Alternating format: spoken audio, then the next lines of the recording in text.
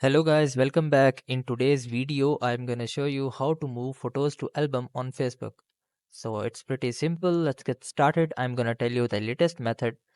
So you guys have to just first of all open up Facebook on your PC or mobile phone.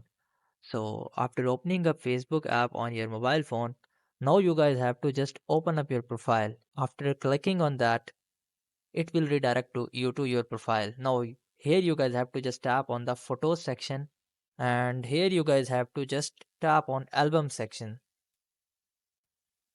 Here you guys have to just select the post which you want to move. So after selecting the post, now you guys have to just tap on the top right corner of options button, and here you have to select the third last option, which is move to another album. So in this way you guys can do this.